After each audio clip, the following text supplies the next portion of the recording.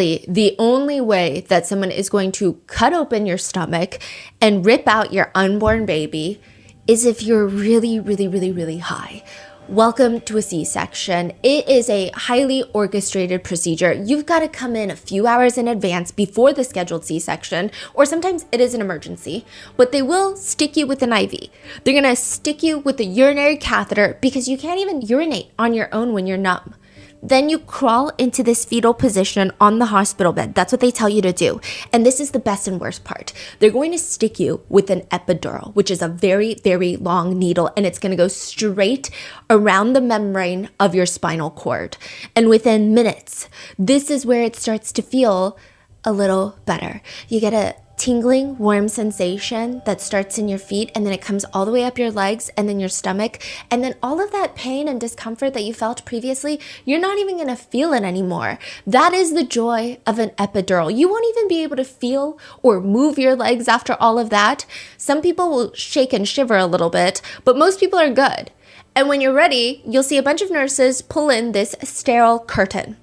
Kind of weird. It's like a curtain that comes and it sits right below your neck, right above your chest. And it means that every time you try to look down, tuck your chin in like you're working out, and you try to look at your stomach, you don't see anything. You just see curtains.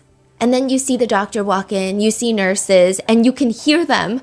You can see anything above the curtain, but that's about it. You cannot see, you cannot feel, which is probably a good thing because they're cutting open your stomach and taking out your baby.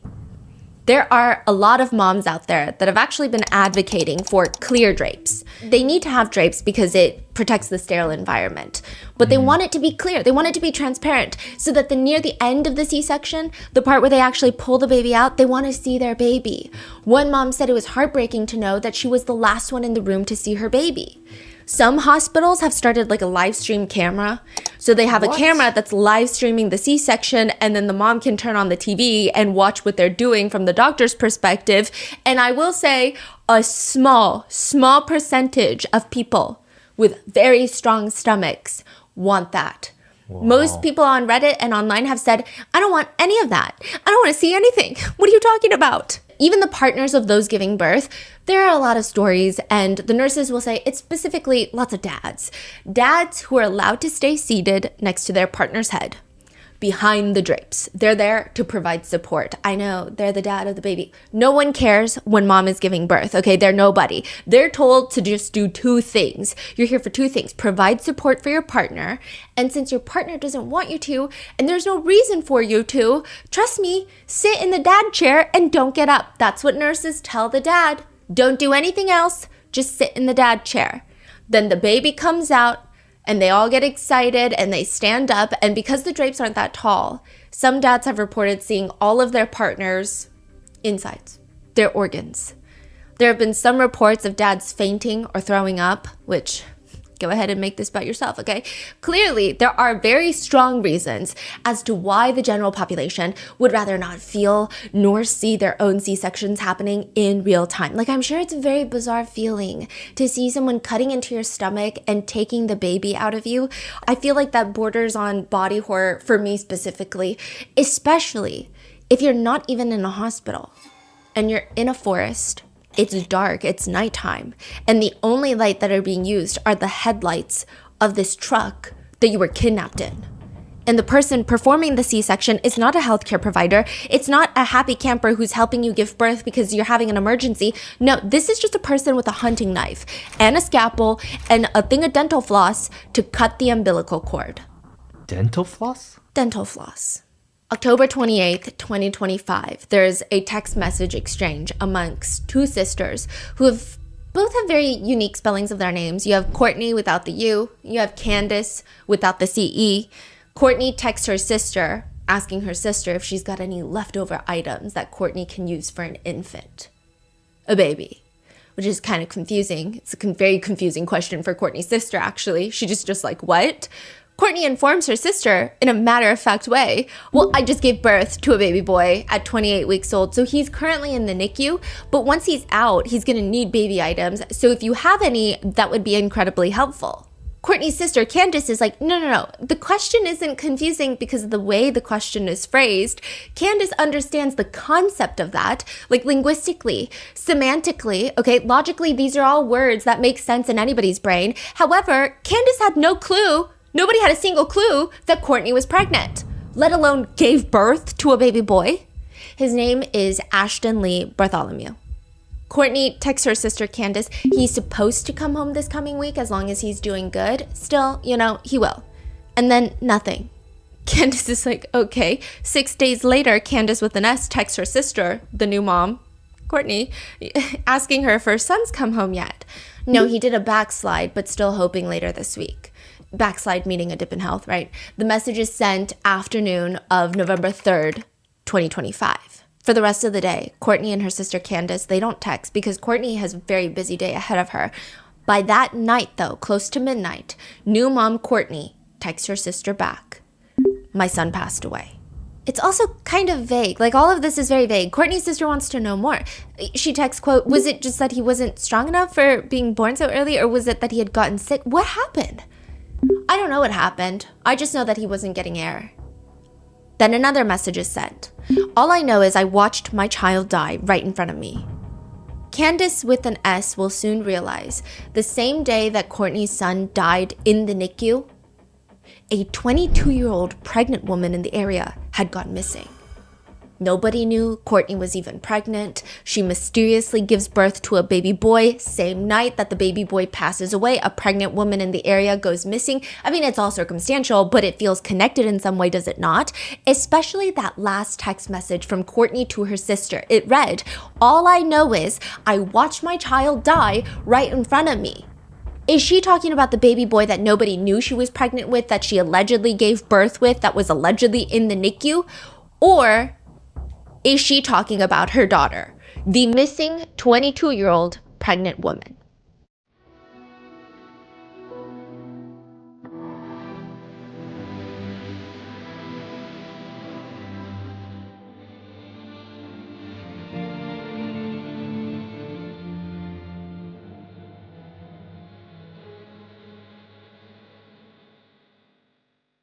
We would like to thank today's sponsors who have made it possible for Rotten Mango to support Rebecca Park's GoFundMe for her surviving children. Links are going to be in the description. This episode's partnerships have also made it possible to support Rotten Mango's growing team, and we'd also like to thank you guys for your continued support.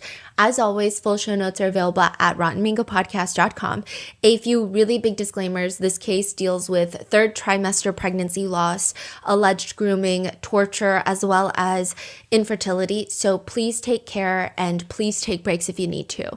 On a smaller note, statements and quotes may be condensed for brevity. All the information is from court documents and publicly available information. If any netizen comment or speculation is unconfirmed, we will be sure to clarify it. Though almost everything mentioned has been pulled from legal documents and are the reported facts of the case according to authorities. So with that being said, we've got the wall back. The wall is back because this case there's too many people and all of the relations are very important. And I didn't want to just say, oh, this is her mom and she's connected to her in this way and that way and then connected to this person. So here is the wall. We've got Kourtney right here. This is Kourtney Bartholomew. She's a very important person. Her sister Candace is the one that she was texting. And then you've got Kourtney Bartholomew's husband, Bradley Bartholomew. And then you have her two daughters, Rebecca Park, as well as Kimberly Park. Now, with this, I do want to mention that neither of them are Bradley's biological children, and they're really only just Kourtney's biological children. Stephanie Park is the woman that raised both of them. She raised Rebecca since she was 1 year old. She is really the true mother of Rebecca Park and Kimberly Park. I see. The biological Kourtney mom is still in their lives? So the bio mom, Kourtney, only came back into Rebecca's life maybe about 4 years ago. When Rebecca turned 18, she decided to reach out to her bio mom, and they reconnected. Okay. So I don't know if maybe biomom can get too lengthy every time I try to show the connection. I know a lot of people are like, well, then don't call Kourtney Rebecca's mom, which she's not. She's undeserving of the title. But I do think in this case, it's a double-edged sword because I think to point out the biological relation also shows you the intensity of the crime that's been committed by all parties. It showcases like, okay, this is not stranger to stranger or acquaintance to acquaintance type crime. This is there's a lot of interpersonal relations. So it's kind of tricky of like how to exactly describe Courtney in relation to Rebecca and to Kimberly. Also, Rebecca typically goes by Becca. Okay. So with that being said, we're just going to get into it. There are a few posts on Reddit where the original posters have decided to be fully transparent with the internet. One post reads, I am obsessed with my ex-girlfriend's new girlfriend and I can't stop stalking her. I dated a guy for 10 months last year. He broke up with me and I took it really, really, really hard. She states that after she's broken up with, they were both post-grad, he goes on winter break and then he meets her, the new girlfriend. I think they must have met a few days after our breakup on a ski trip he went on with the college. In February, I stalked his Venmo and I found him and the new girl paying each other for things. I looked her up on Instagram, Facebook, and this girl was everything I was not. She was gorgeous, social, and it made me feel like shit. I figured it was a rebound, but here they are, together 7 months later, post-grad, doing a long-distance relationship. What I don't understand is why he doesn't seem to care about me at all. We were so happy at one point, and he helped me through a lot of problems. I kept texting him and texting him and texting him this spring, hoping that he would just give me a sign of life. He stopped responding to me altogether. I feel incredibly abandoned. I keep blocking and unblocking them on social media. Whenever I see her post something with him, it sends me into this downward spiral. But I have this odd fascination with her. I stalk her pages daily looking for new pictures. I wonder what she's like. I wonder what they're like together. I wonder what she has that I don't have. I wish I was her. I wish she would talk to me. To the comments, they read, oh, girl. Or another one reads, just delete all social media if you can't keep them blocked. Or therapy, what you're doing is scary. You need to stop. He's moved on. It doesn't matter how or why or when, but you need to do the same. Others have more sympathy, saying that the original poster is pain shopping. It actually has nothing to do with the girl. It actually has nothing to do with the guy. She just wants to feel pain, and she needs to stop and go live her best life. A lot of Redditors claim this is much easier said than done, though. And Richard Fowler, aka Rich Fowler, his ex-girlfriend, is having a very hard time feeling any sort of happiness for him. Rich and his fiancée, 22-year-old Becca, are expecting their very first child together. Wait, a baby so that boy. was a post from... No, these case? are just like people who have felt these feelings of like, I can't stop stalking my ex's new girlfriend. And that's the case with Rich's ex. Rich's ex is obsessed with the new relationship between Rich and Becca Park. Obsessed. Okay. And they're expecting their very first child together, a baby boy. Baby Park. Their relationship is alarming for some people. They have a 21-year-old age gap, Rich being in his 40s, Becca is in her 20s. Some say this is not the healthiest couple. Even Becca's biological mom, Courtney, wants to be happy for Becca. I mean, Becca's expecting a baby. What more can other people do than just support her? And it's not that Becca's mom wants to get in the way of Becca's happiness. It's just that she, as Becca's biological mother, knows that Rich Fowler is not a good person. Becca's bio mom would state, I'm just concerned for my daughter because he's abusive. Rich is abusive, Rich is aggressive, and she would know, Courtney would know, because she's also sleeping with him. Courtney is the obsessed ex. Courtney is sleeping with her biological daughter's fiance. Not every inheritance transfer is very dramatic like the movies. Not every will reading is like Knives Out, where all the strange relatives and their weird interpersonal backstories gather in a wooded office to be read a will by an old man with graying hair who reads too damn slow for anyone to even think. I mean, just reveal it already. Who's going to be a billionaire today? And then it all goes to the random girl in the back that has no blood relation to the deceased. Sometimes it's not that serious. Sometimes an inheritance transfer is just done over lasagna at somebody's house. Courtney Bartholomew invites her two daughters, Becca and Kimmy. So they're half siblings, by the way. I see. But they're both raised by Stephanie Park. Yeah, they're both raised by Stephanie Park. Both of them have the same biological mom, Courtney Bartholomew. Bradley Bartholomew is not their biological dad. Okay, I see. And so Courtney and Bradley are married. Yes. Richard and Becca are engaged. Yes.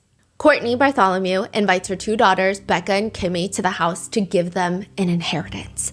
This is money from when Courtney's mom passed away. She left money for her granddaughters. But first, they have to eat the dinner. It's a personal lasagna pan. Everything about this dinner is odd. Okay, maybe it is even stranger than Knives Out. Firstly, Courtney and her daughters are very tense. They never really get along. They never really do family dinners. There's tense energy. But on top of that, Courtney's husband, Bradley Bartholomew, the daughters hate him. So he's hiding in the truck outside. I don't even know if he's hiding well. That makes the whole thing even creepier and more tense, and the daughters really don't like him. They're also awkwardly eating their personal pan lasagnas, which is an odd element to all of this because who makes 3 separate pan lasagna dishes? The whole point of lasagna is like a one-pan meal, is it not? And then you break it up like a pie. But I guess this is a very special day for an inheritance, and maybe if at any point that you make 3 personal lasagna pans, it's going to be at an inheritance transfer. By the way, it is an overly prepared meal that does not taste great. Lasagna is great, but Courtney's lasagna is ass. Becca will later send this exact voice note about her biological mom's lasagna to a friend. It tastes like gluten-free fucking lasagna. It wasn't too bad though. I ate half of it. I mean, meaning we had our own personal dishes, but I ate like half of it and that's all I could do.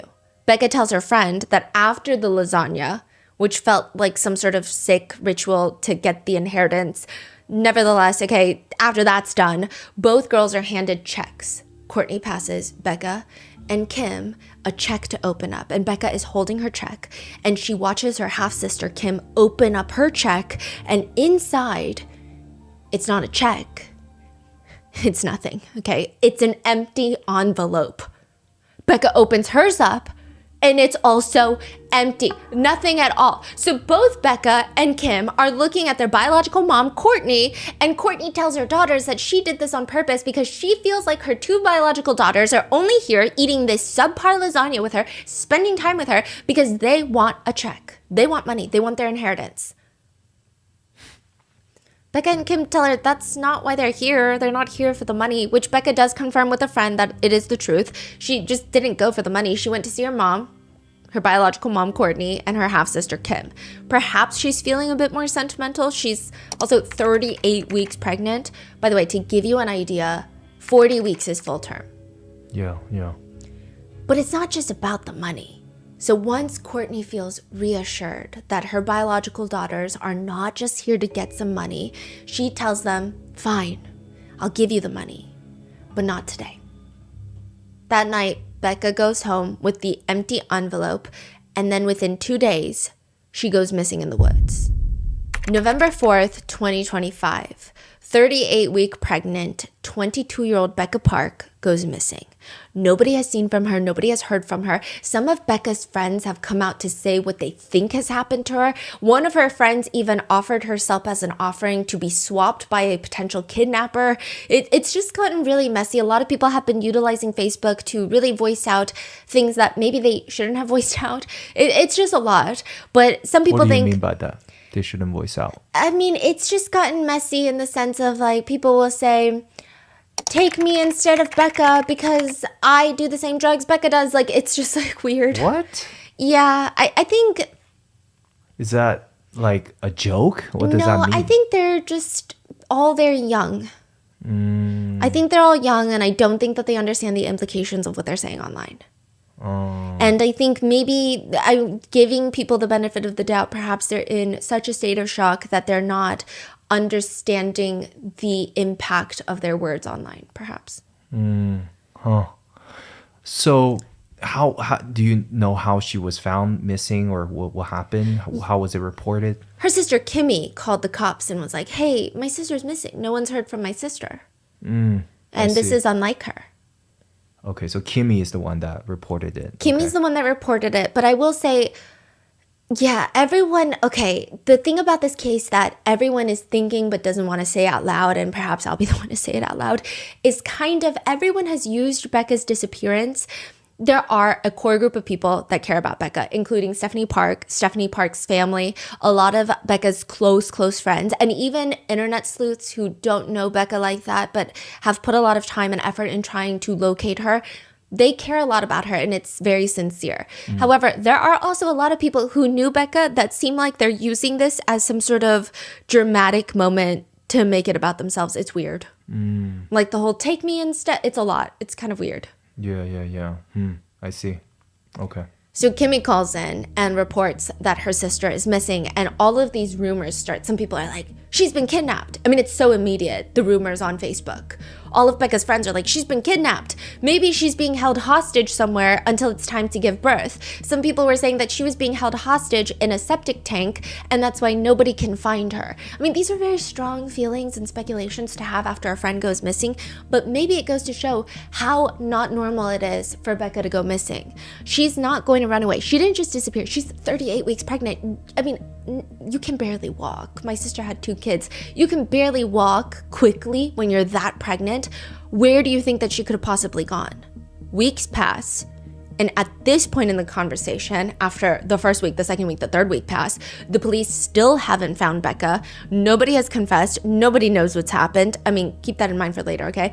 And the longer the time progresses that Becca isn't found, the more people start talking, which is unlike most cases. Usually, the longer it takes to find somebody, the case goes cold. In fact, with this case, nobody will stop talking.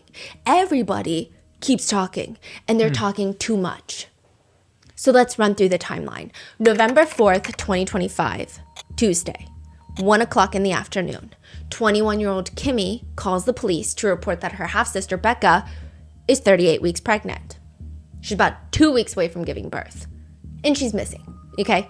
The Wexford County Sheriff's Office, they have about 26 sworn law enforcement officers in the main law enforcement division. 26, this is a small town. And about 3 of them are working on this case. So they're going to work the timeline backwards. They trace Becca's steps the few days before she goes missing, November 1st. That's lasagna day. That's weird lasagna inheritance dinner with her biological mom, Courtney, and her half-sister, Kim. Half-sister, that reports her missing to the police. Yeah, and the husband, Bradley, sitting in the car. Yes. So then November 2nd, Becca goes to the hospital. Becca thinks she's in labor.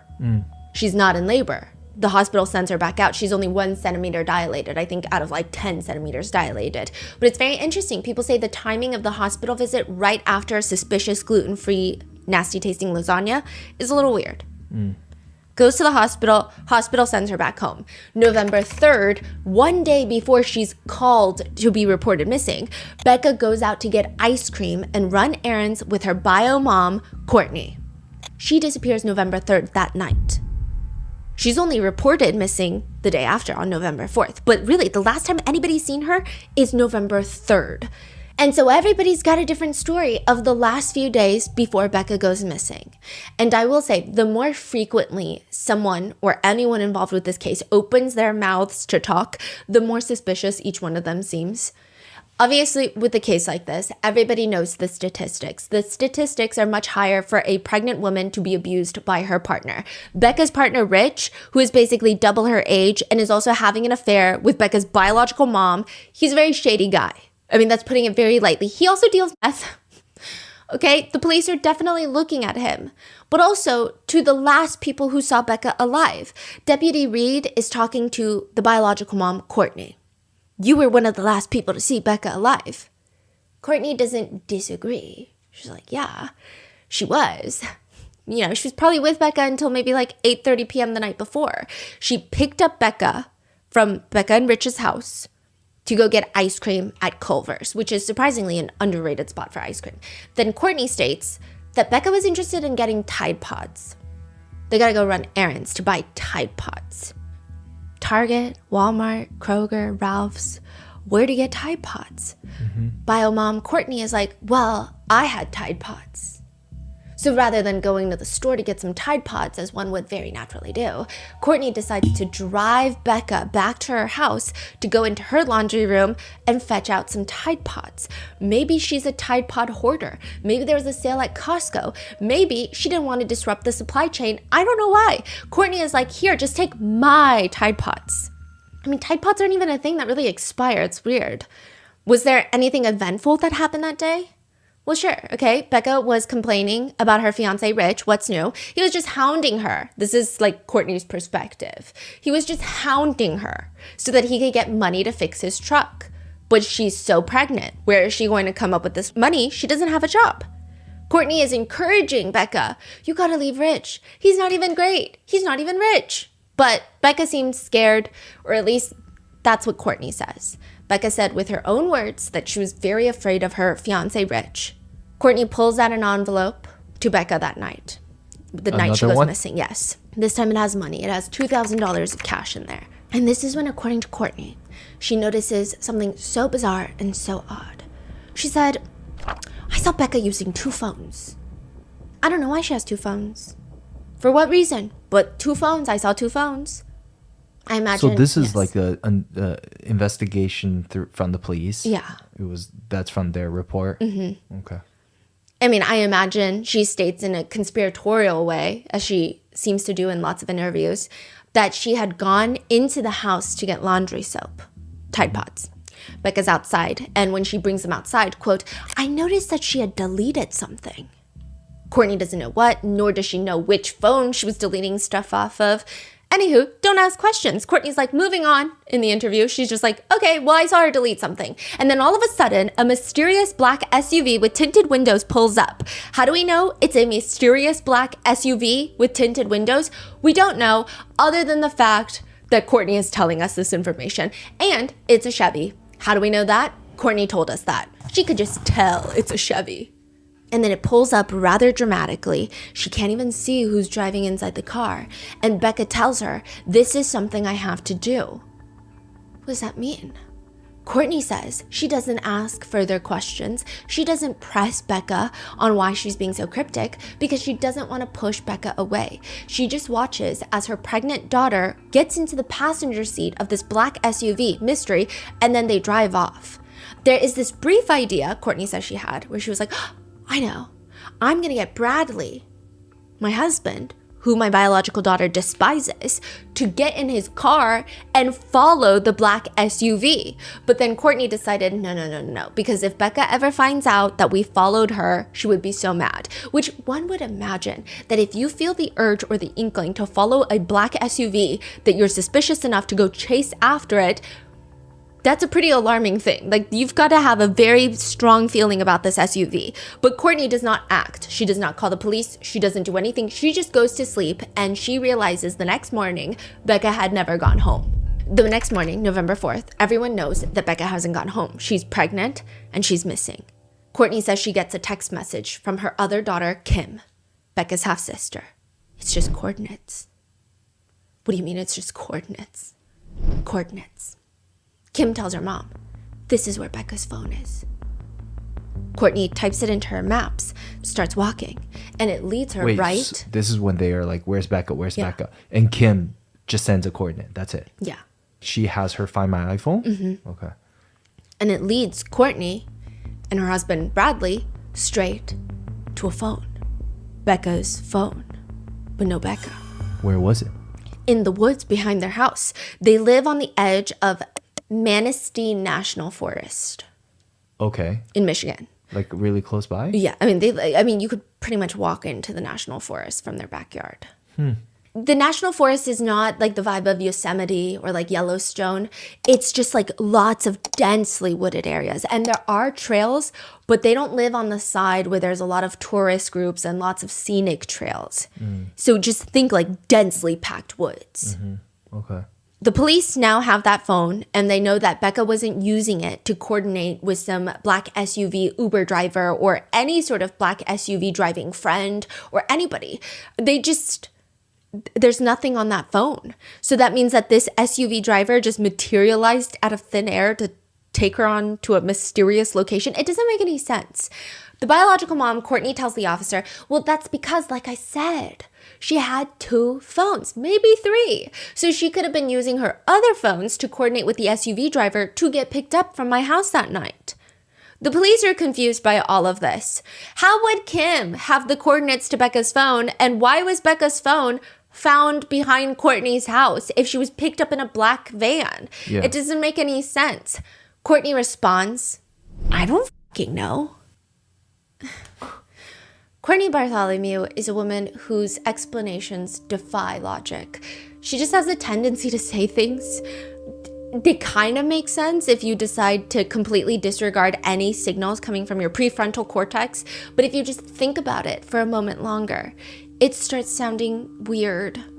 Courtney says before Becca is whipped away in a scary big black van, they were just having a normal bio-mom-daughter date. Like any good mother who is rarely present in her daughter's life until recently 4 years ago, Courtney has this ingenious idea. She's like, I'm gonna plan you a baby shower for your baby, your son that's about to be born.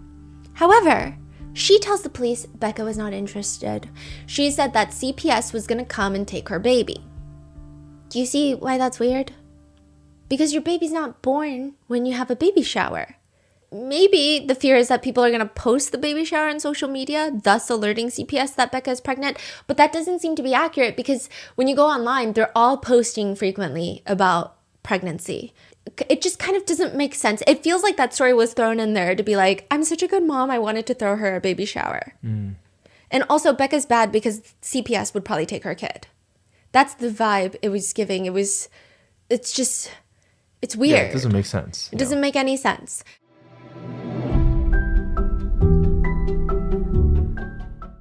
Will there be a rare early spring this year? Or will the groundhog see his shadow and make winter last 6 more weeks? How does a groundhog predict the seasons?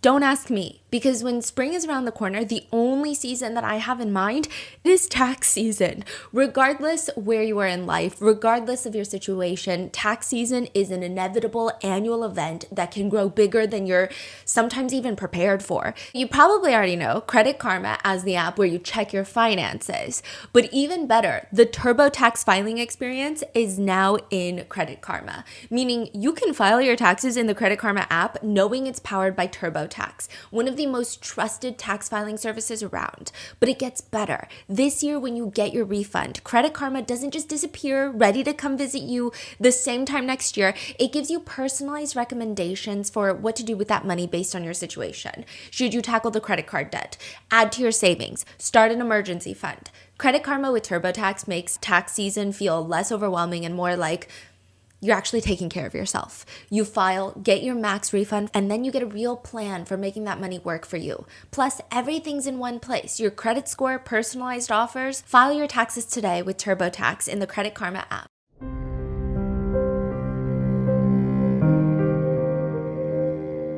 Now, Courtney thinks specifically if she had to put her money on it,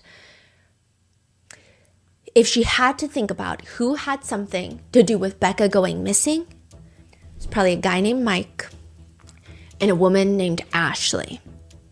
Who the hell are Mike and Ashley? Courtney says they were the ones that were going to help Becca run away from Richard. She could be in hiding right now. Who is Ashley? Quote, oh, Rich's other baby mama. So now she's saying, you got to look into these 2 people. Mm-hmm. The police look into these 2 people, and they have nothing to do with it. What do you mean? Like they're real, they do exist. And they have nothing to do Who is Mike? With anything. Mike is friends with Ashley, is related to Ashley. Okay, got it. And it just leads them onto this wild goose chase, and there is nothing there. Okay. So the police think, okay, well, maybe we should just look into Rich then. Mm-hmm. Is Becca's fiance and the father of her unborn child, Rich, suspicious? By default, based on statistics, perhaps. I mean, amongst other very concrete reasons, but a lot of Becca's former classmates, family members, and more on her real family members later, like Stephanie Park. But a lot of Becca's friends, they don't particularly appreciate Kourtney's passionate story and pointing the finger at Ashley, Rich's other ex-girlfriend, mainly because, first of all, Ashley and Becca had a very close relationship. So it doesn't seem like Ashley would do anything nefarious to Becca. And Ashley would not just let Becca go missing and not inform the police if they're on this wild goose hunt for Becca. But also, a lot of people are mad because you've been in your daughter's life for like 2 minutes. Becca was placed in foster care at 1 year old, was adopted by a woman named Stephanie Park. That's her real mom. Becca only reconnected with her biological mom, Kourtney, at 18 years old. And now Kourtney is out here pretending like she's known Becca for her entire life and is supporting her and is fighting to find her. One of Becca's friends takes issue with this. And then Kourtney decides she's going to get mad at all of Becca's friends. Kourtney goes on social media and she gives a very important message. This is during the very critical time that her daughter is missing. She says, "F you, Araya." Araya is Becca's friend who has been trying to figure out what happened to Becca and has naturally become pretty suspicious of Kourtney because none of her stories are making sense. She's got 2 phones. She's got 3 phones. She didn't want a baby shower. It's just a whole bunch of nonsense that's coming out of Kourtney. Kourtney responds by going on live and screaming, 1, they have searched my property. 2, I didn't touch my fucking daughter. And 3, we already know the fucking info that you're fucking telling us, Araya. Bradley, the husband, chimes in. And we got fucking cameras watching the fucking road, you dumb bitch. What did Araya before this? That Kourtney is suspicious, that Kourtney doesn't want the cops to search her house. And these are all happening on Facebook. Yeah. And then Kourtney goes back to screaming, so you better fucking watch it. Rusty is Araya's dad. Rusty, you better get your fucking child under control because she's taking a mother's pain and turning it into a goddamn circus. Fuck you, Araya. You don't have fucking kids that actually you take care of. I do, unfortunately, that you don't have yours because you fucking can't be a mom to yours. So you know what? Fuck you, bitch. You're getting an ass whooping, you keep it up. I'm not playing with you anymore. I already know the goddamn information. My daughter probably left Rich. Y'all can't accept it. Get over it. If that is what she fucking did, then I'm happy for her. I just want to know where she's at and that she's okay. That's all that counts anymore. And you know what? You ever fucking say I laid a hand on my pregnant daughter, Araya, so help me fucking God. You will not like me, bitch. Don't play with me. But just because Kourtney hasn't been present in her life, her now missing daughter's life, doesn't mean that Kourtney is automatically the most suspicious one, right? In fact, Rich Failer, Becca's fiance, is a very shady person. I mean, that's just factually correct. The police questioned where he was when his pregnant fiance, Becca, went missing. And he explains from the top that the day that she vanished, her stomach had been hurting all morning. So it was lasagna inheritance day, hospital day, and then the next day, her stomach is still hurting a lot. She's not feeling good. So they spent the entire day laying in bed and watching movies. She wasn't talking to anyone. She wasn't texting anyone. I mean, she wasn't texting anyone particularly who drives a big black SUV, a Chevy SUV with tinted windows. But what does Rich know? Rich doesn't know a lot of things. Rich says he had no clue that Becca was even going to Kourtney's house. He thought that they were just going to go get ice cream at Culver's because that's what Becca was craving. When Kourtney comes to pick Becca up around dinner time, he says, Becca gave me a hug. We gave each other a kiss, what normal couples would do when somebody's leaving. She said, give her about an hour and a half to 2 hours and then she'd be back. But then he falls asleep 45 minutes later after she leaves. He wakes up at 1 a.m. He tries to call Becca, trying to figure out where she is, but she's not picking up. He doesn't freak out because he just assumed that his pregnant fiance, who had been at the hospital the night before, is just at a friend's house. Even though she states that she's going to be home in 2 hours and it's now many hours, he doesn't think that this is alarming. And then the next morning, he starts calling Kourtney because he's like, wait, Becca's still not home. So like, where's Becca, Kourtney? Kourtney tells him that Becca was picked up by somebody in a black SUV, but Rich doesn't believe her.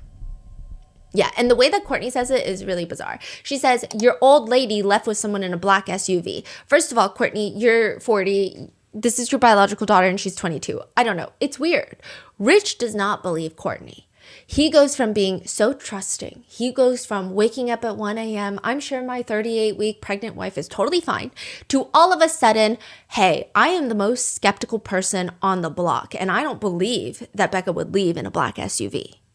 I tried to call her a few times because I didn't get no messages, call from her, nothing, and it's just not like her. But nothing comes of any of this. I mean, this is no clue. There's no hint. There's nothing to lead the police closer to finding Becca. And as the days pass, Becca's friends start coming out to talk about how, hey, this guy sucks. He's not the amazing, attentive fiance that he probably wants everyone to see him as. He is straight up a creep. He admits on a podcast called Steph's Case Files, he's confronted about whether or not he cheated on Becca before, because he clearly did. What's a Steph case file? It's a podcast. I think Steph's Case Files is fine. No, I think they're really good. It's a podcast name. And this is after this whole case has happened and they are doing interviews with Rich, right? It's when Becca goes missing. But I will say the reason that I am having Stephanie Park along with Becca's family, her real family, have come out, like Stephanie Park's family have come out to say that all of the internet rumors and speculations are getting out of hand and it's impeding with the police investigation before the case goes to trial.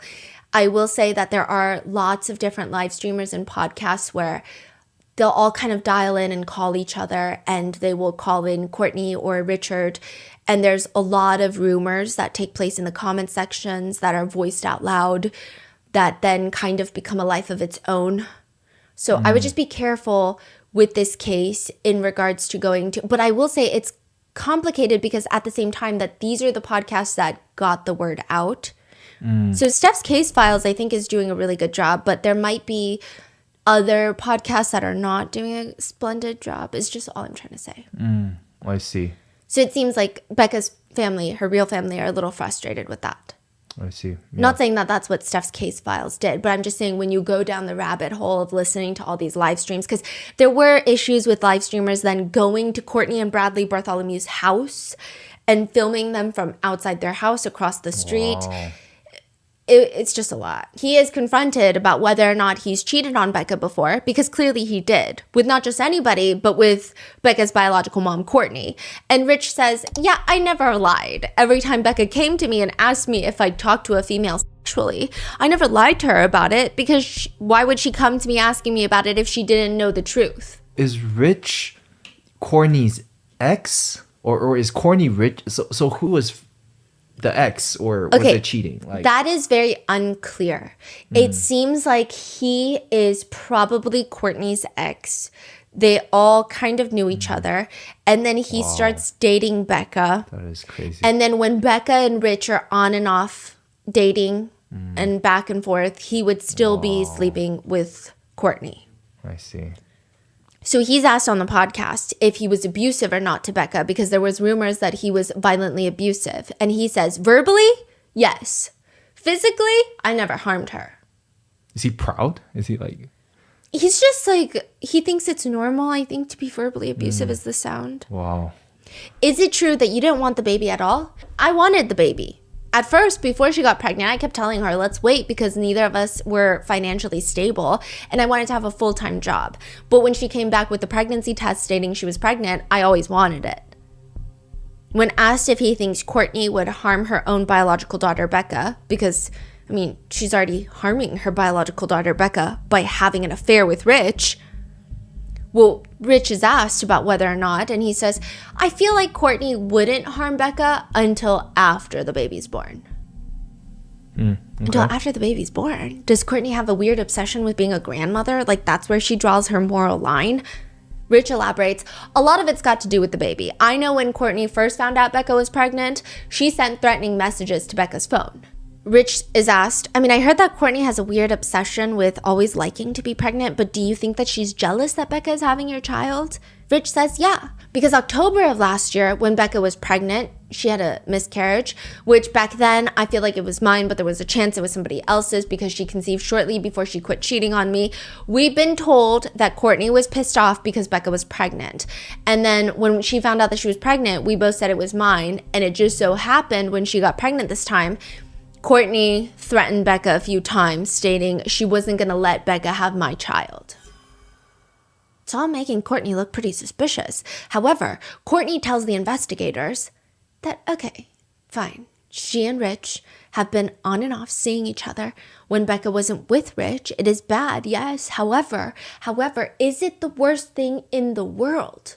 No, not compared to what Rich does.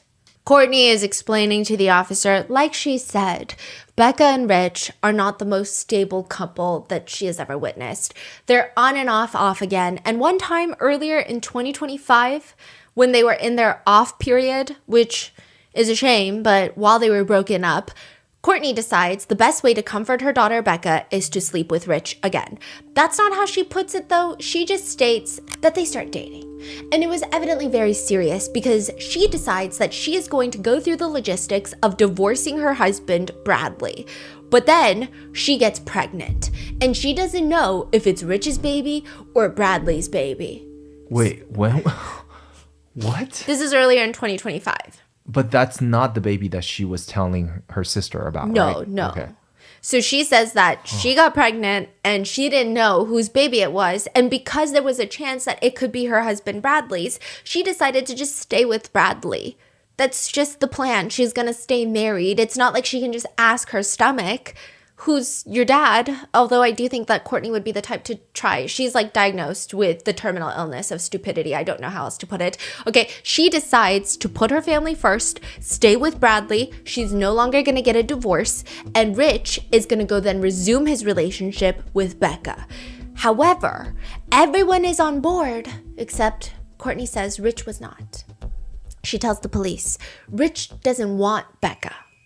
He wants her, Kourtney. He's so angered by the fact that he has to be with Becca while Becca's mom, Kourtney, biological mom, just has a child who may or may not be his, that he breaks into Kourtney's house to essay her, and that causes her to miscarry.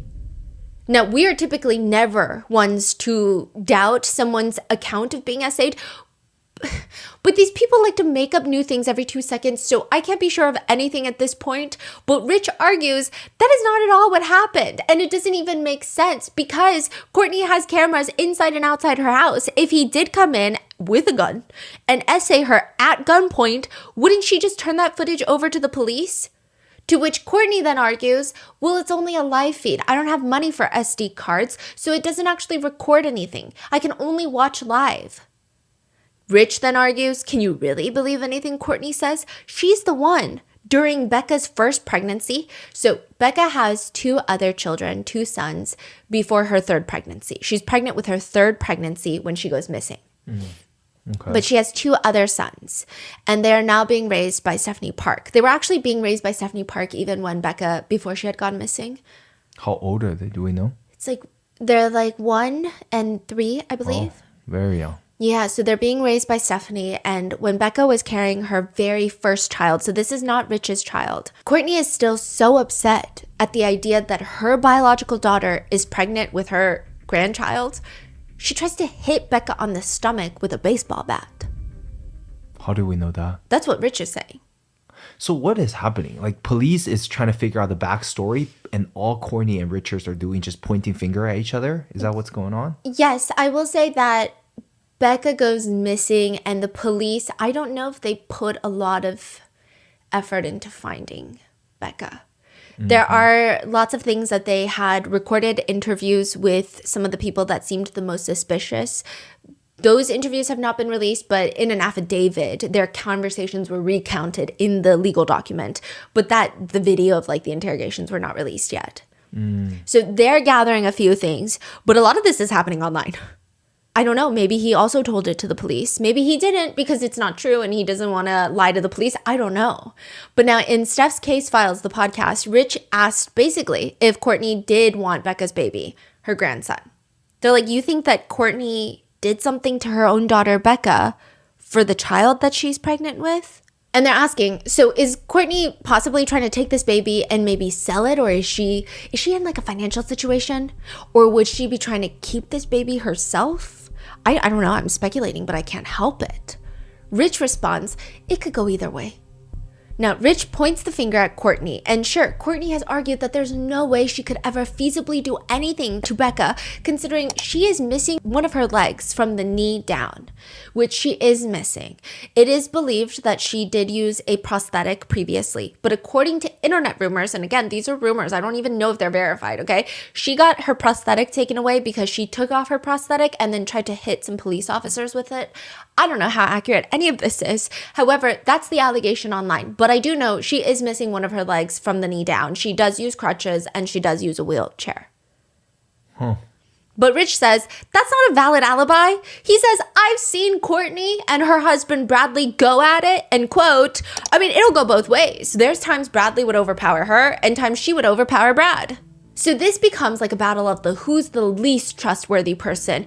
We are in a shitty situation, especially when you factor in Rich's criminal history. He has multiple charges against him for SA against minors, against a child who is 13 to 15 years old, against an incapacitated victim. He has committed at least 5 sexual crimes and he is on the sex offender registry.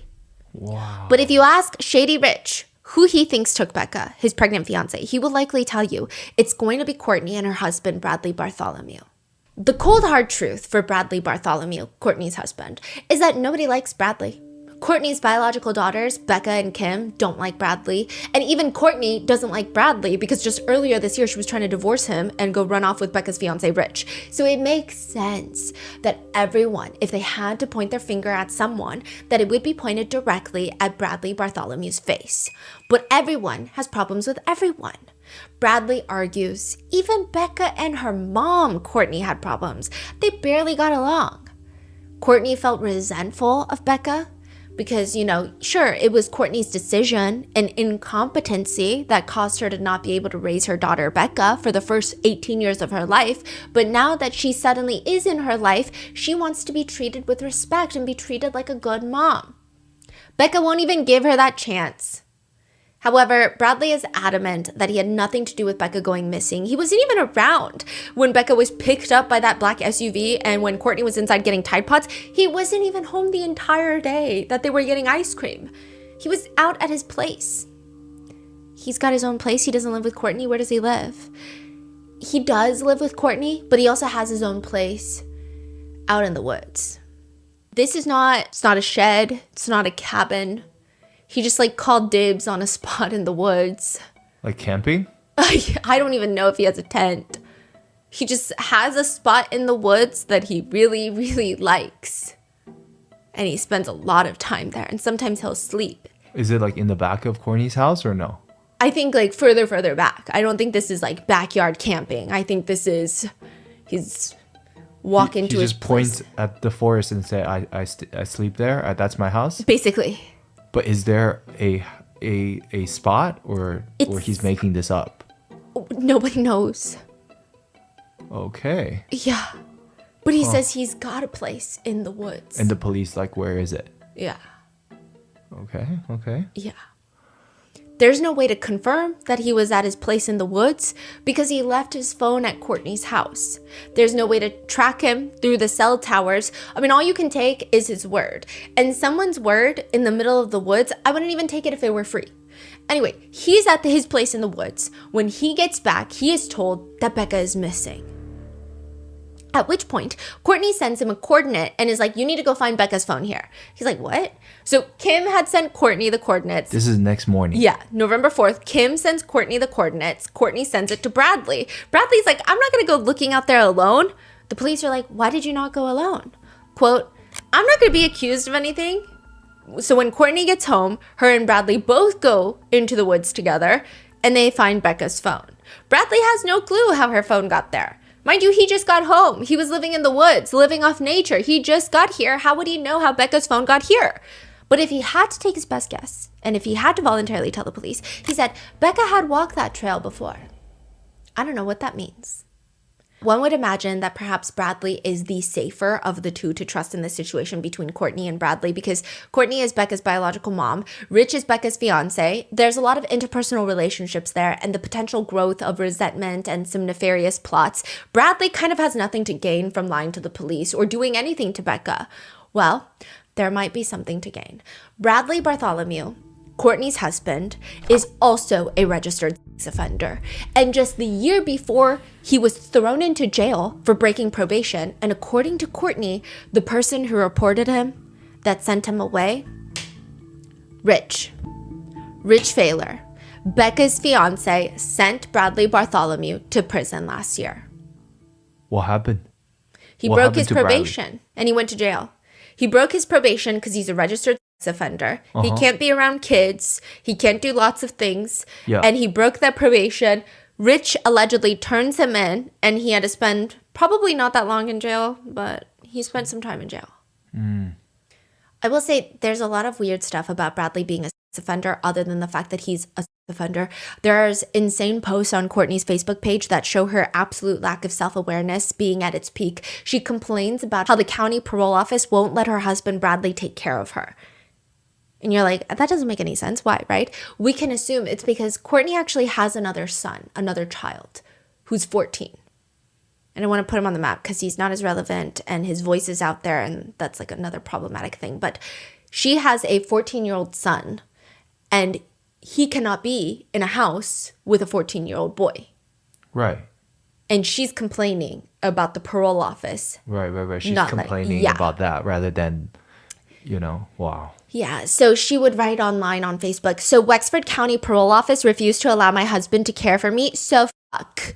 I'll sue them and have all of them fired. Spoiler alert, none of them were fired. Nobody was sued. When authorities ask Bradley Bartholomew who he thinks is responsible for Becca disappearing, he says that he didn't want to say anything, but, I saw Kim asking about the trails behind the house. I think it was Kim, basically, saying, I think it was Becca's half-sister. And he says, quote, I believe she's dead. Saying he believes that Becca is dead and her half-sister Kim is the one that killed her. What a mess. So Bradley is like, it's her half-sister Kim.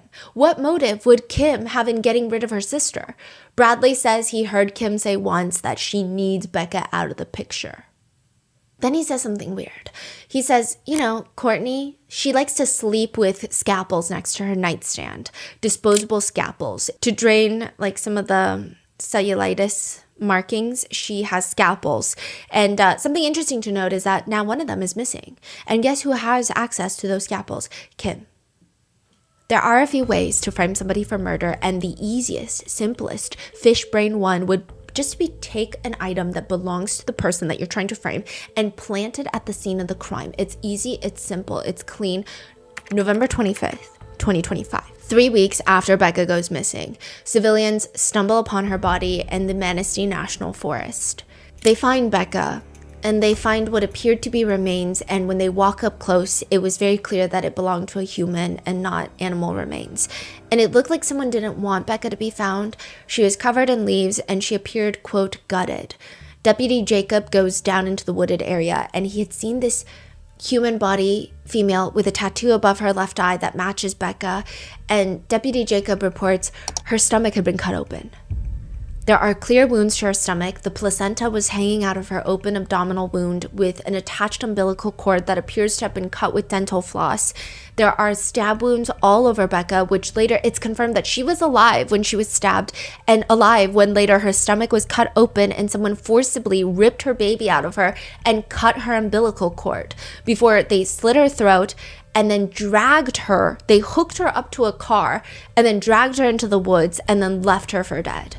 Whoever did this, they wanted Becca's baby no matter what. They didn't care if Becca felt all of the pain of her baby being taken out. They didn't care if Becca died or lived, as long as they could take Becca's 38-week-old son Whoever did this did not just kill Becca and steal her unborn baby. They wanted Becca to suffer. They essentially tortured her.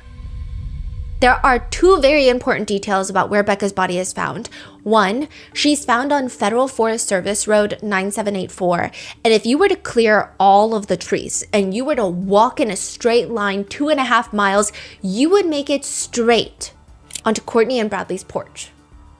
And two, at the crime scene, there is a debit card that has been left behind. And that belongs to none other than Kimberly Park, Becca's half-sister. So was she framed, or was this the dumbest accident to leave her debit card at the scene of the crime? When Kim's mom, Courtney, finds out about this, Courtney mentions, you know what, I did see who was driving the black SUV, and you're never going to believe it, but I wanted to protect my daughter, and that's why I didn't say anything. The person who picked up Becca the night that she went missing was my other daughter, Kim. Does she drive a black SUV? Does she drive a Chevy? No, she doesn't, but somehow she got this car and she was driving Becca out of my house. Kim is questioned, and Kim's version of events, they don't make any more sense than the others. She tells the officers that she knows who took Becca. She knows who killed Becca. It's not her, even though her debit card was there.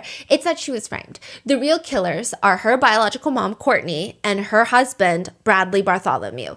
Kim says she saw with her own two eyes Courtney and Bradley hit Becca on the head, causing Becca to have a seizure. And when they couldn't revive her, they frantically called a friend who lives upstate, took Becca's body away to, she thinks she heard something about a swamp, but I guess they never made it there because Becca was found in the woods. There are social media lives where people related to this case have been coming up, sharing information, lots of information. And at one point, someone who has spoken with Kim personally, Becca's half-sister, says on the podcast, I'm just going to paint the picture clear. This is on Steph's case files. And I don't care the repercussions. Courtney and Kimmy both talk about Becca like a dog. They say she's a horse, she's a slut. Kimmy's out here going around saying that she cares about her sister and misses her. Bullshit. I'm sorry, okay? So Kim's statement is that she was there that night? Yes. But I thought there was only Courtney and Rebecca. Yeah. But now she's saying I was there. And I saw them hit her on the head. There's like so many versions now. Exactly. And she's Okay. going around online talking about how much she misses her sister. Someone who's spoken with Kim allegedly says she's never liked her sister. She would call her sister Becca like all sorts of derogatory names. She doesn't care about her sister. Kim tells the officers that all of this is very complicated. I mean, obviously it's complicated. Her half-sister is missing, and then her body is found, and her baby had been torn from her. But it's more complicated because Courtney is having an affair with Becca's fiance. But so is Kim. Kim is also having an affair with Becca's fiance. Rich Fowler somehow is sleeping with everyone. He and Becca are expecting a child on the way. Rich is having an affair with Becca's biological mom. Rich is having an affair with Becca's half-sister, Kim. Kim says the weirdest thing happened though. Right after Becca went missing, Rich came up to her and informed her that Becca had been taken care of and she has nothing to worry about. But while they tried to cut the baby out of Becca, something went wrong. She's like, wait, what? Who's cutting the baby out of Becca? And then he wouldn't respond. So now Kim is saying, okay, Courtney and Bradley hit Becca on the head. She had a seizure. They had to get rid of her body. But then later on, Rich comes up to Kim and is like, hey, Becca's been taken care of. They were trying to cut the baby out of Becca, but then something went wrong. So Kim told two different versions already. Yes. So the police are like, is it Rich? Is it Courtney and Bradley? Is it all three of them? Is it Kim? Is it all four of them? Wow.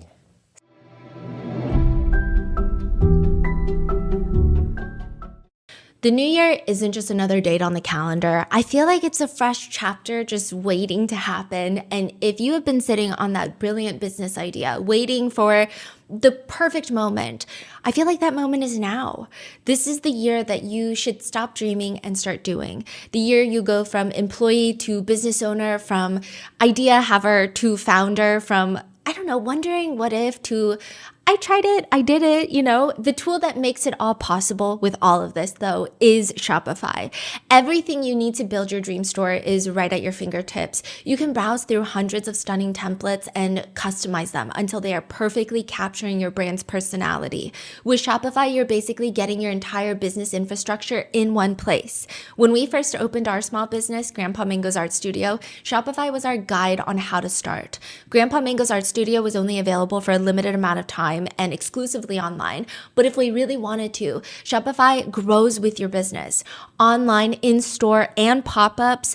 Marketing is also baked right into the platform. You can launch email campaigns that land in inboxes. You can create social media promotions that catch eyes as people scroll through their feeds. And I just think the time is now.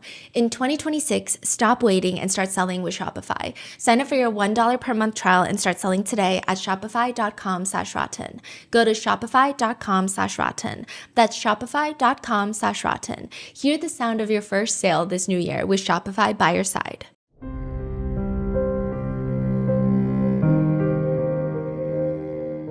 Eating healthier always seems like a great New Year's resolution until it's late January and you have ordered out to eat more than you have expected. You see yourself spending more money on less healthy food. Here's the truth. You're not bad at eating healthy. You are just out of time. My Sundays used to be filled with meal prep and then hours of cleaning up. It just felt like a waste of a day and it wasn't worth it. Sometimes I'm in the mood to chef it up, but sometimes I simply just don't have the time. That's why I love Factor, especially their spicy jalapeno chicken. So good. It's one of my favorites. It has the right amount of kick and it doesn't get weirdly soggy. Factor meals are already made by chefs, designed by dietitians, and delivered straight to your door. 2 minutes in the microwave and then bam, you're ready. Real food, ready to eat. They're packed with lean proteins, vibrant vegetables, whole food ingredients, and healthy fats. Head to factormeals.com/rotten50 off and use code rotten50 off to get 50% off your first Factor box plus free breakfast for 1 year. Offer only valid for new Factor customers with code and qualifying auto-renewing subscription purchase. Make healthier eating easy with Factor.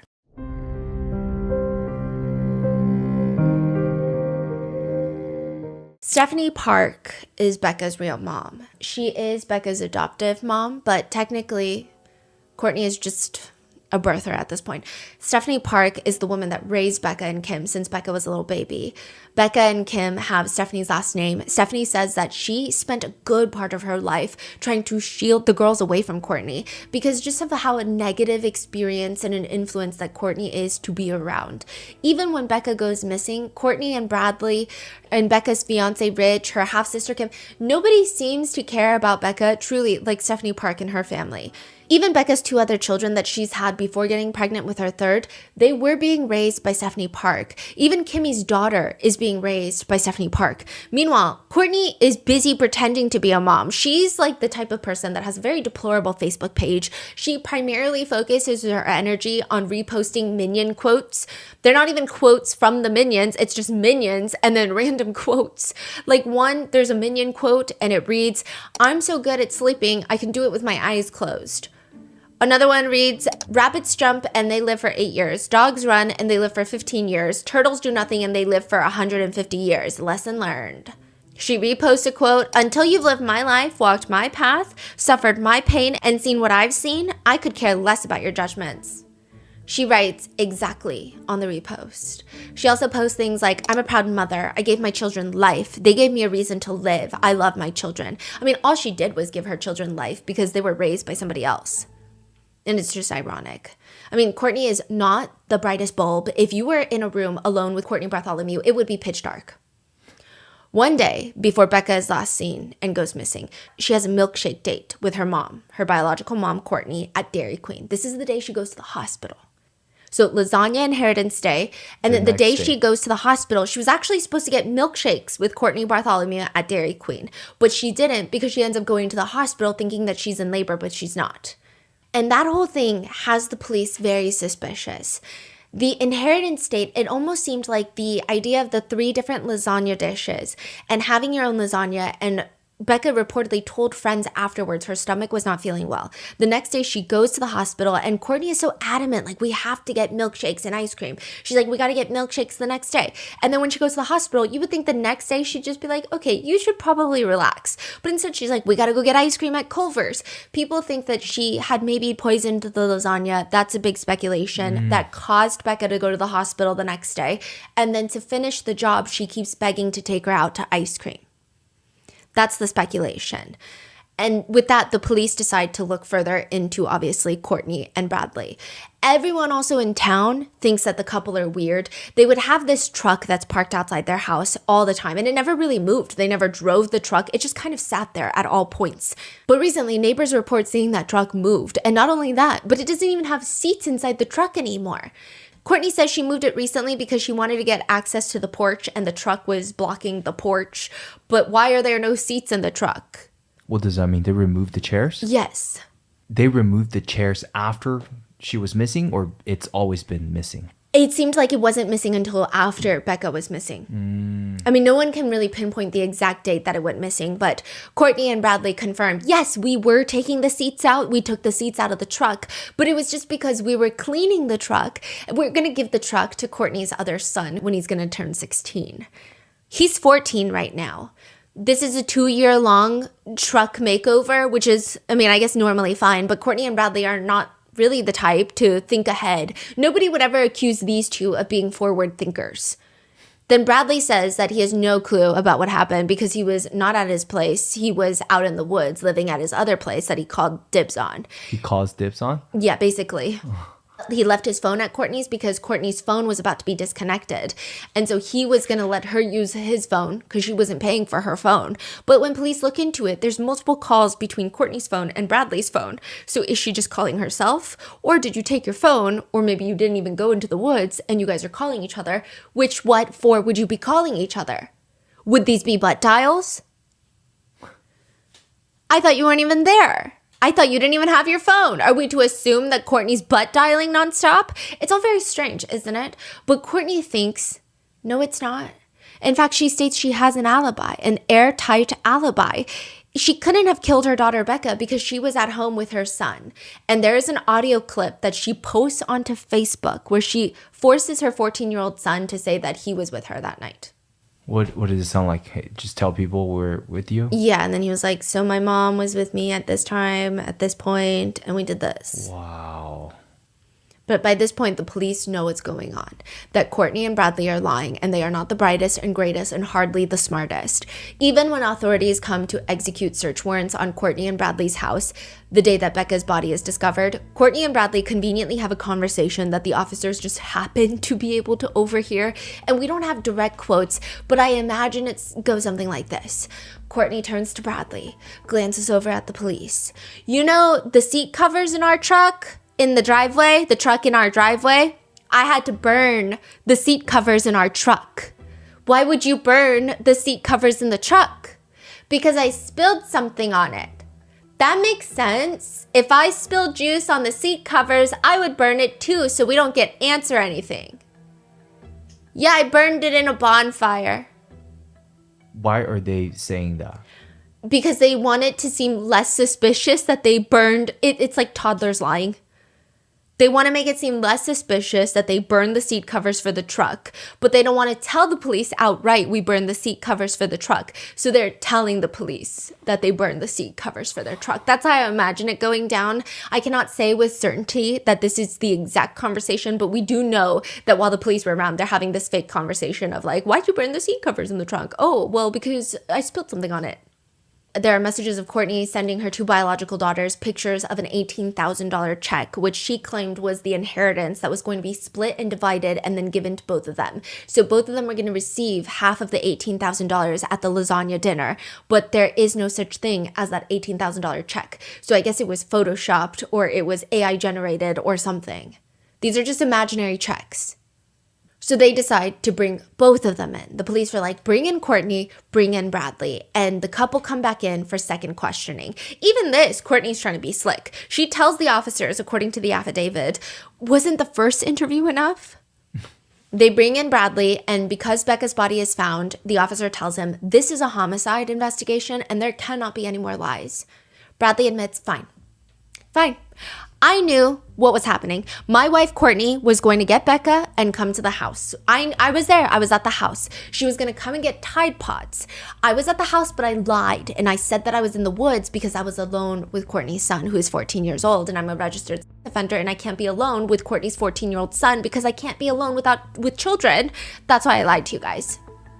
He says that when Courtney comes back alone to the house to pick up the Tide Pods, she tells him to go outside and clean up her car. There's blood on the dash. And he's like, blood? Courtney tells her husband that she got into a physical altercation with Rich and that there was blood on the dash. The dutiful, questionless, brainless husband, Bradley, goes out there and starts wiping the blood off the dash. But then he remembers that there was no blood on the floors or on the seats, just the dash. Like, he does point that out to the police. There was, however, paint spilled on the seat covers, which is why they burned it. Okay. What? So Bradley says that Courtney starts talking about how she and Rich did something horrible. What does that even mean? He's like, what do you mean? She won't elaborate. And then the news starts going around that Becca is missing. And Bradley, very slowly, maybe a little too slowly, starts putting 2 and 2 together very slowly. And then he's like, wait, I think they did something to Becca. So he confronts Courtney about it. Courtney freaks out on him and tells him, if you say anything, I will make your life hell. He states, I believed her because it wasn't that long ago that Courtney tried to stab him with a pair of scissors and was charged with assault. The case was ultimately dismissed, but still, he doesn't think that she's bluffing. She already tried to stab him with scissors previously. The only other thing that Bradley can tell the investigators, which he voluntarily told them, is that she's always talking to 2 people. What do you mean she's talking to 2 people all the time? I mean, I don't know. Neither of those 2 people are me, though. How do you know? I mean, she's always on her phone, click-clacking away, talking to Rich and to Kim, Becca's half-sister, and then Becca's fiance. He doesn't know what they're talking about, but they're always talking. How do you know they're always talking? They just are. He doesn't think that Courtney and Rich are still having an affair, though, because he says, quote, I just can't see them being together like that. They haven't talked in over 2 years. Wait, didn't you say that you're talking? Yes. So now I don't know if he means talking as in romantically talking, but you just said all they do is talk. But Bradley says this God, one. these people. Yeah, But Bradley claims that he thinks if anyone did anything, it was Kim, because Kim was having an affair with Rich, and she would have motive to want Becca out of the picture. But didn't he just say Courtney and Rich had blood in the car and did something Yes. horrible? Yeah. So where is Kim coming from? I don't think he knows. I can't tell you. So these people don't even think. They're just like No. talking. They're just talking. I feel like They're just making up shit as they go. their thoughts like reset every 5 seconds. Because where is Kim coming from? What is he saying about Kim? Yeah, he's now? saying Kim has the most motive because she was having an affair with Rich. He doesn't think that Courtney was having an affair with Rich because they haven't talked in a really long time, except all they do is talk, remember? All they Yeah. do is text, but they haven't talked in a really long time. So we don't know a thing that this guy is saying. But then he goes on to later state, if I really had to answer questions though, quote, he believes that Courtney is capable of slicing open her own flesh and blood and taking a baby out. It is a good possibility that Courtney could attack Becca and cut a baby out of her. He thinks that Courtney has more to do with it than what she wants to claim. He said that all the evidence does point to her. So basically what happens in these interrogations is that Bradley will decide that he's going to pin it on Kim, is the vibe that I get. And then the police will be like, well, remember the evidence says this? Remember when you said this? And then he'd be like, you know what? You're right. I think Courtney did it. And then he just keeps like making up news stories. He's asked, well, what do you think happened? I thought Courtney was jealous of Becca. Courtney wants to have another child. And I think Rich wants to get back in a relationship with Courtney. But he leaves the interview with one big problem, a problem that is bigger than all the other problems, which is he has a ton of motive to lie. He basically admits it himself to the officer. He says, well, I do think if Courtney's in the other room talking to the other investigators, she's going to try to pin it on me. In a separate room, Courtney is talking to the officers and she asks, can Bradley hear me? Oh my gosh. No, he cannot. Well, I think we should back up. I think I need immunity. These are direct quotes. When she's told that the prosecutor is the only one that can give immunity, she's like, well, get him down here. The police are like, it's not that simple. The prosecutor isn't just going to come here because you said so. They're not going to come at the clap of your hands. They're going to want to know what kind of information you can provide for them. And then they'll think about if they want to grant you any sort of immunity. Courtney says she can tell them where the knife was that was used to kill Becca and where the baby is, all of it. She just admitted to being guilty. Yeah. It's not very bright of her. I think she anticipated this. She hasn't got anything. She's already saying, I can tell you ABC. Exactly. Which, okay. She's like, I need immunity because I'm innocent, but I know some stuff. By the way, I must be guilty because I can tell you where the baby is. That is crazy. So that was used against her then, yeah. Right? I mean, the police immediately, they don't call the prosecutor and they tell her, everything you just said in that one sentence, you gave us knowledge that you only have if you're guilty. Did they point it out already? Yeah. And Courtney says, well, no. So I've been threatened. Her child, her 14-year-old son has been threatened. Her home has been threatened and she is done. She's officially done doing this. She wants immunity and she wants witness protection. Who does she think she is, ordering this? You cannot order officers around. That is strictly reserved for really wealthy pedophiles. Sergeant Voss informs her, look, we can't give you immunity. Is the baby still alive? Courtney shakes her head no. Did Bradley confess? He told us lots of stuff. I want to talk to a prosecutor. I want immunity. We need to know what you know to take it to the prosecutor. So, for example, you said you'll tell us where the baby is in the garbage in a blue cooler. Where? Wow. In the garbage cans. Bradley said he put him in a black bag. The cooler's gone. The cooler is Bradley's work cooler. He put him inside the cooler, drove up and down the road looking for a waste, like one of those residential trash cans that wasn't mine. And she refers to it as a GFL. But that's basically the company name, Green for Life. So it's just like a garbage can. Mm-hmm. He's just looking for a garbage bin that's not ours, you know? But she says that she's being set up by her husband, Bradley. She and Becca's fiance are both being set up by Bradley. She's saying her and Rich are the fall guys. Why would Bradley set up his own wife and his wife's daughter's fiance? Well, it has to do with the fact that one, Courtney and Rich were having an affair and Bradley is so jealous because everybody just wants Courtney. And Courtney explains that last year, remember, Rich sent Bradley to jail. So this is Bradley getting revenge on Rich. It's a retaliation plot. She says November 3rd, the night that Becca went missing, Courtney and Becca were in the house. Becca did not wait in the car. She came inside the house and they were chit-chatting. When Bradley asked Becca, can I step outside and talk to you for a second? They go outside. Courtney says, I didn't think anything of it. Bradley was supposed to be her stepdad, end quote. But she did ask where they were going to go, and he said he was going to get in the car. According to Courtney, Bradley shouts at her, don't worry about it and get your ass back in the house. So that's exactly what she does. She goes back inside the house and doesn't worry about it. Near midnight, Bradley comes back home without Becca. He says he dropped her off at home. Courtney, for whatever reason, suddenly feels this to be untrue information. No, you didn't. Bradley says, oh, yes, he did, and Becca is going to call her tomorrow. Courtney asks for her phone so she can call Becca and confirm that she got home safely. Bradley makes up this whole thing about how he left her phone in the shed. So he went to the shed, comes and gives it to her, and then he just admits when he gives her the phone, she didn't go home. Where did she go? Bradley tells her that he took her to a house. She told me to take her there. Becca wanted Bradley to give Courtney a message, though. I never want anything to do with you again. Courtney is so offended, she calls Rich, Becca's fiance, instead of Becca. And Courtney tells him, dude, your old lady left with some guy. So now we're back to the black van theory. So it went from a black van to Bradley did it. Now we're back to the black van because she was like, dude, your old lady was left with some guy, which Rich confirms is exactly what Courtney said. So she has to stick with this story. And it's such a bizarre thing to say in general, but also you're the old lady, whatever. Also, 40 is not old, but you get what I'm saying.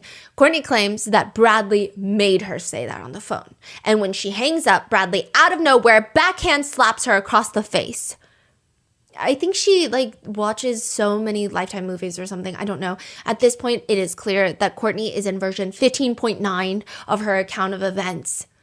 What happened to the original black car that we heard so much about? The very, very specific black SUV, the Chevy with the tinted windows. What happened to that? I lied. I made it up. That never happened.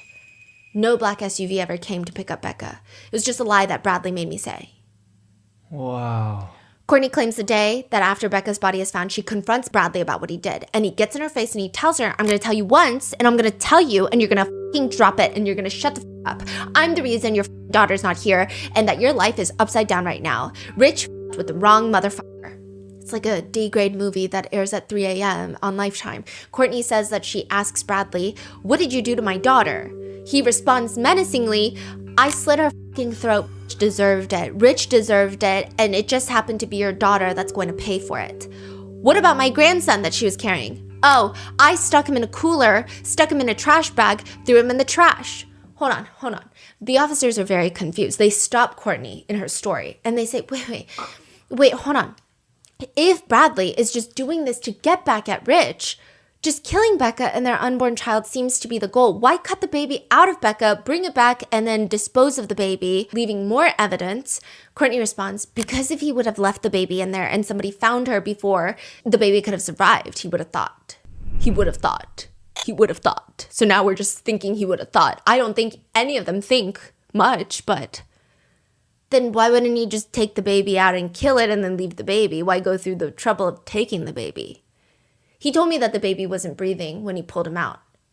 Again, why did he take the baby? Because he didn't want Rich to see they were together. Like, he didn't want Rich to see them together in death? What does that mean? The police literally ask her, what does that mean? And the affidavit writes, quote, she admitted she didn't know what that meant. This is unbelievable. Like, what does that mean? I don't know. You're the one that said that. Later, she tries to state that the baby is Bradley's. That's why he took the baby out of Becca, because Bradley and Becca were having an affair. But straight up, the police were like, wait, so did Bradley essay Becca? Because you've been telling us that Becca hates Bradley's guts. Yeah. And then she's like, yeah, they do hate each other. So the police just ignore this whole plot line because they know it's not true. And they know that she's just lying out of her butt.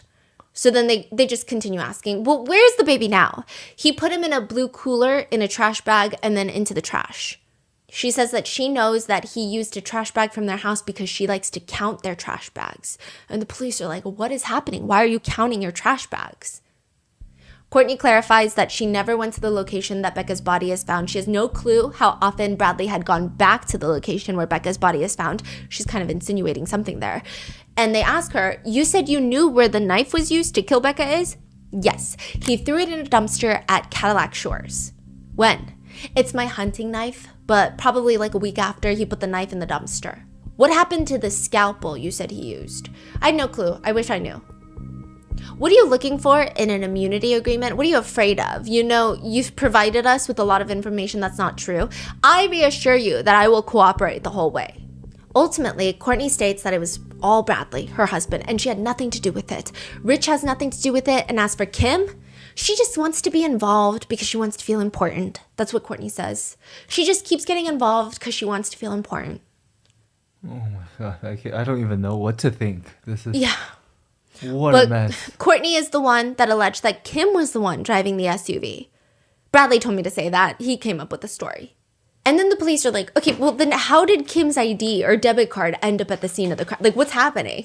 She states that once Kim went on social media to say that Courtney and Bradley were responsible for Becca's murder, because Kim had gone on some lives and was like, you know what? I think they might be responsible. Bradley went back to the crime scene and planted Kim's debit card for the police to find for the purpose of framing her. Oh, and 2 months before all this happened, Courtney did remember seeing Bradley suspiciously look up online how to perform a C-section. So I don't know if she thought that he was suddenly going to go into med school with his criminal record and history, but she doesn't think anything of this afterwards. And one of her scalpels is, of course, missing from her nightstand. The police are very messy. And I don't mean like disorganized, but like messy. Because after this conversation, they immediately run right next door to Bradley. And they do a second interview with Bradley. And they essentially tell him, guess what Courtney told us? Like literally, that's what they tell him. And the investigators tell Bradley that Courtney says the whole thing was a retaliation plot, that Bradley is mad that Rich turned him into the police last year. Oh, that's bullshit. You know, but her story doesn't make sense, Bradley. If you were just trying to get revenge on Rich, why would you cut the baby out, right? Bradley is not picking up what they're putting down, at least not quickly, or really at all. So they spill it out for him.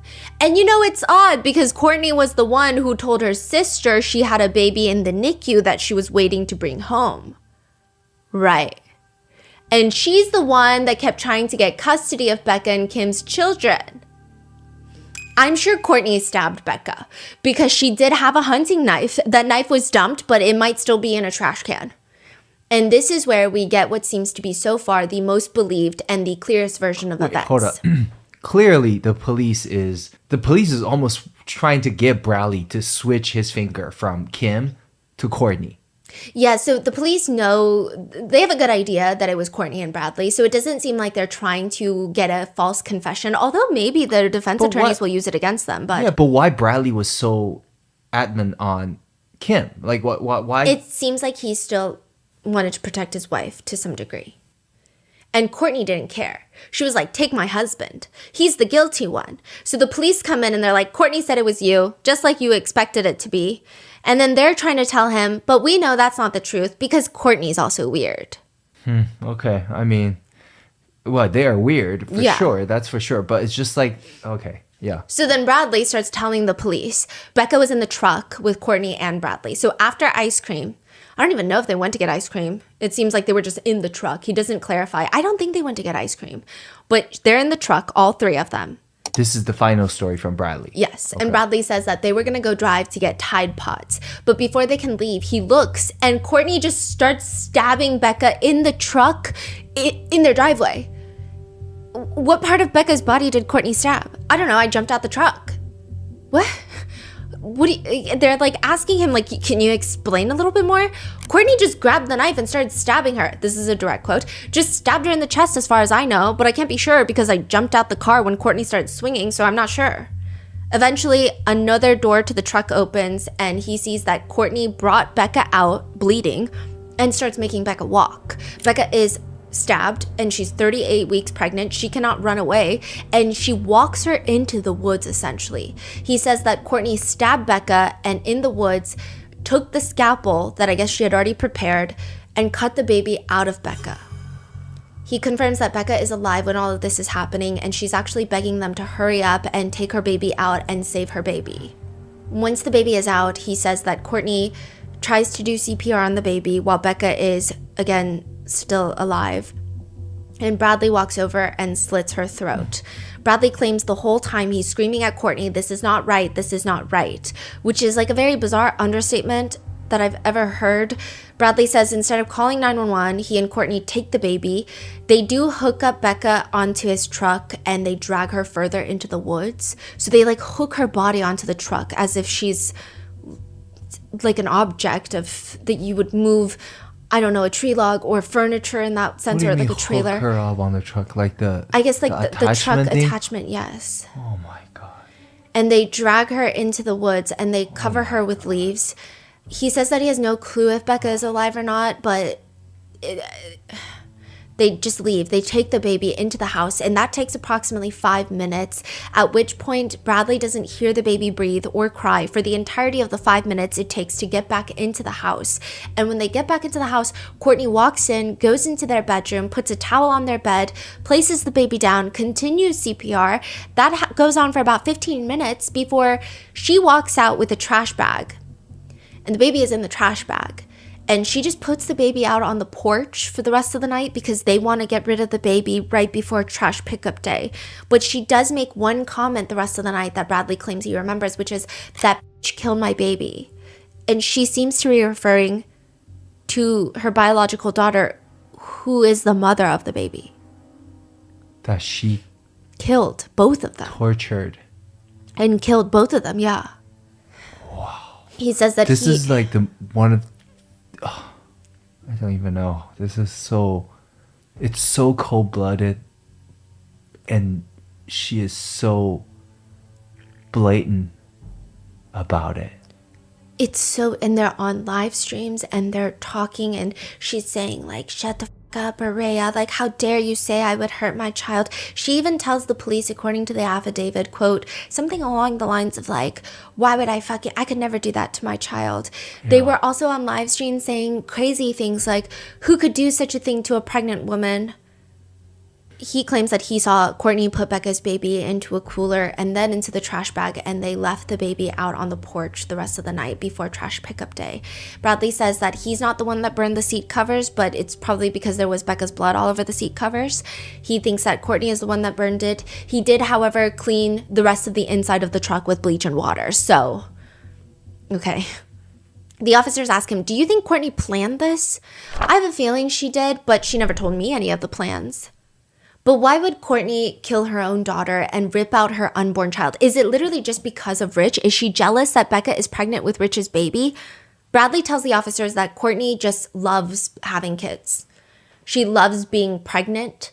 She loves, I guess, the feeling of everyone saying she's pregnant. I could just tell from her Facebook, she loves being a mom in the sense of like, moms have the hardest jobs in the world, which is accurate if you're a good mom. You're not a mom.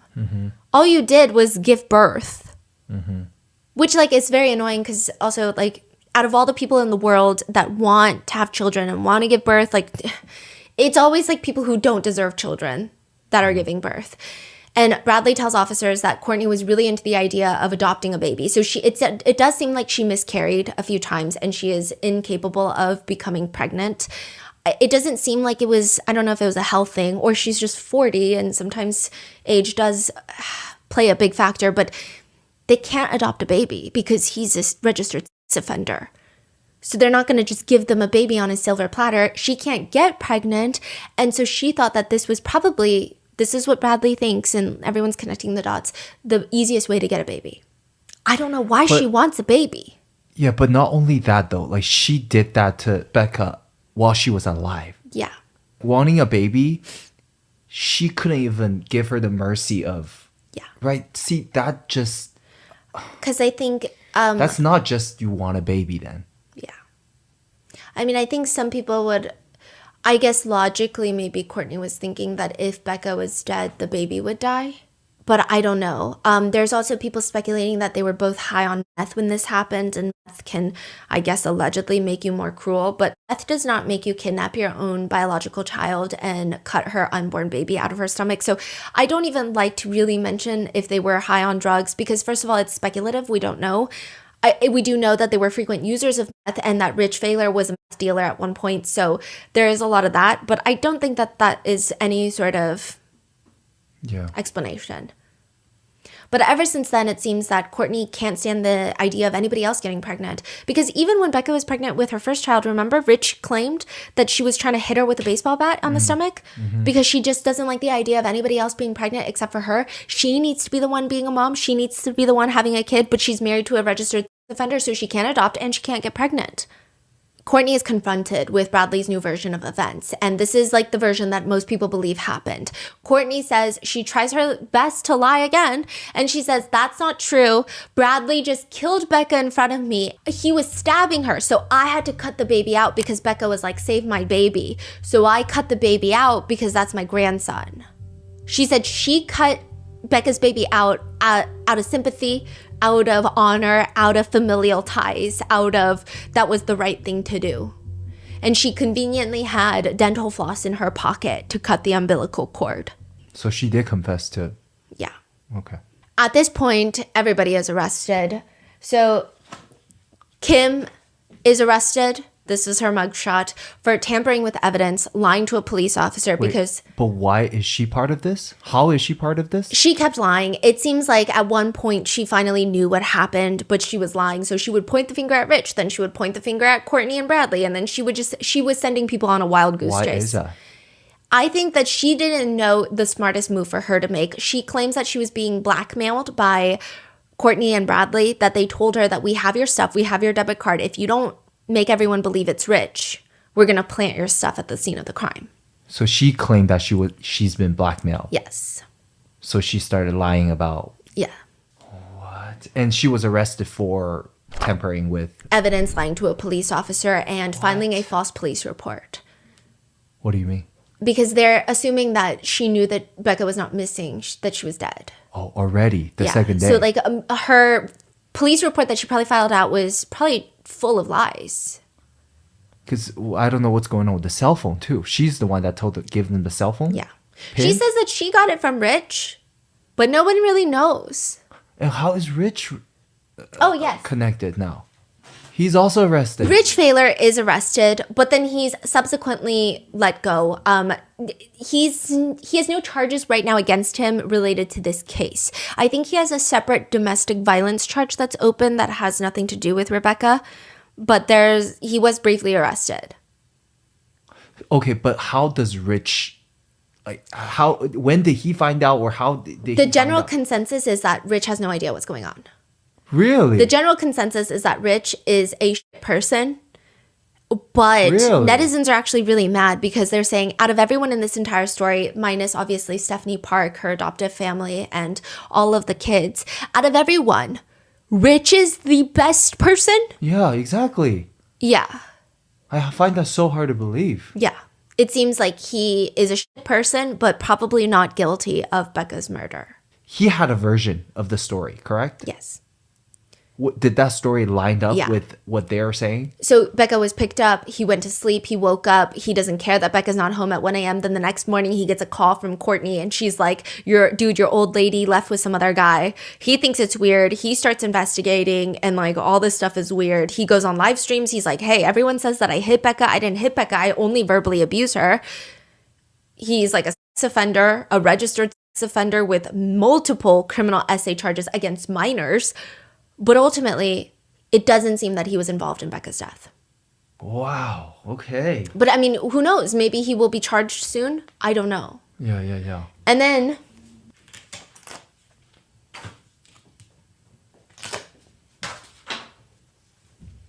yeah. Courtney and Bradley are arrested for first-degree murder, torture, conspiracy to commit torture, assault of a pregnant individual causing miscarriage or stillbirth, conspiracy, unlawful imprisonment, and removing of a dead body. I don't know how it's going to go if they're going to charge for 2 counts of Which first-degree state are murder. they in? They're in Michigan. So I don't know. But I just don't think that the assault of a pregnant individual causing miscarriage or stillbirth, people have qualms about that charge because they want it to be like a full separate murder charge for the yeah. baby. And Yeah, that is. yeah. So now, I mean, they're arrested. They did have a brief court hearing. It doesn't seem like, I don't know when the trial is going to be. I imagine that they're going to be represented by public defenders. I imagine that the trial will be, I mean, I don't like to say a slam dunk case, but I do think it'll probably be a slam dunk case, just the way that they've incriminated themselves thus far, and then everything that will come up in discovery. I don't think that there will be a world in which something unexpected happens during the trial. But we are left purely to speculate. I will say, I don't know if the trial is going to uncover the real reason why these two allegedly killed Becca. Is it really just because they want a baby? Is it because they don't care? Is it like a torture Yeah. element to it? Like, it doesn't make sense. Exactly. And I mean, I don't have answers for that. I don't think we'll ever get answers for that, even if there is a trial. Wow. But with that, I will leave you with netizen comments. What is Yes. Stephanie Parks? Stephanie Park's family have started the GoFundMe for Rebecca's sons. Stephanie Park is raising Rebecca's 2 sons and Kimberly's daughter. We reached out, so the GoFundMe, we wanted to verify it's the real GoFundMe, but a lot of the pictures that people have been using for Becca, it's like very heavily filtered photos. I mean, she looks stunning, she looks beautiful in them, but they were using a picture that we hadn't seen circulated a lot. So we just wanted to verify that that is the right GoFundMe and that is a picture of Becca. And Stephanie Park's family emailed us back and said, it's a picture of Becca from high school. And they really like remembering her in that way because she was like a natural blonde, and that was when she still had her blonde hair. So this is the picture. Yeah. And it seems But she hasn't made any comment about no. anybody. The only comment that has been made now from the family is that they just want a lot of the internet rumors to slow down because it's interfering with the police investigation and maybe the way that the trial will resume. I can see where it's coming from. It did come one of those cases where the live streams took on a life of its own. I think it has the element where Rich would just call into a live stream. So of course, like a lot of things are developing very quickly. And I think when you're in a live stream asking questions, especially when you're dealing with such a sensitive subject matter where there's an active police investigation and an active missing persons case at that time, I think it's really hard to on the spot ask questions that you think are helpful but not damaging to an investigation. It just got really messy. This was before they're Yeah. arrested. Right, okay. And I will say there are a lot of rumors about Becca as well. I think maybe the family is referring to that more than anything. There were rumors of, I don't know, alleged drug use during pregnancy, this, that, and the third, which I don't think really have anything to do with the case. Yeah. So There were people talking about how she was cheating on Rich. And I just think it's like, I don't know how that would even help someone find Becca. I mean, I guess at the time it was under the thing of, oh, well, if she was cheating on Rich, maybe there's a different guy that she would have run off to. But yeah. Yeah, I hear you. We still don't know where the baby is. It's unlikely, I think, that his remains will be recovered. He is presumed deceased and probably in landfill if he were to be placed in trash. One netizen comment reads, "What's the most shocking is that her fiance isn't even the worst person in her life." Another comment reads, "I can't imagine the terror this girl went through. Knowing her own mother was doing this, not only to her, but her grandchild, beyond horrifying." And everyone just hopes that the criminal justice system, if they don't do anything, then hopefully all of this is settled in prison for Courtney and Bradley, is the sentiment. I'm not saying that, but what are your thoughts? Let me know in the comments and stay safe. I'll see you in the next one.